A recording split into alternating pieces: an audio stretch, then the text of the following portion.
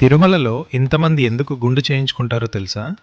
శ్రీవారి దర్శనానికి వెళ్లే ముందు చాలామంది భక్తులు తమ తలనీలాలను శ్రీవారికి సమర్పిస్తారు. కానీ అసలు జుట్టునే ఎందుకు సమర్పించాలి? ఇది కేవలం ఒక మొక్కు తీర్చుకోవడమేనా? భక్తుల విశ్వాసం ప్రకారం మనిషికి ఎంతో ఇష్టమైనది, అందమైనది అయిన జుట్టును స్వామివారికి సమర్పించడం అంటే నా అహంకారాన్ని, నా స్వార్థాన్ని కూడా నీ పాదాల దగ్గర వదిలేస్తున్నాను అనే భక్తిభావానికి ప్రతీకగా భావిస్తారు.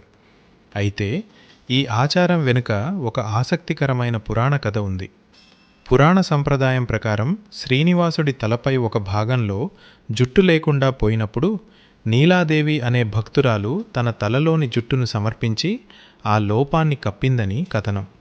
ఆమె భక్తికి సంతోషించిన శ్రీనివాసుడు తనను దర్శించుకునే భక్తులు తలనీలాలు సమర్పిస్తే ఆ సమర్పణ నీలాదేవికి చేరుతుందని వరమిచ్చాడని విశ్వాసం.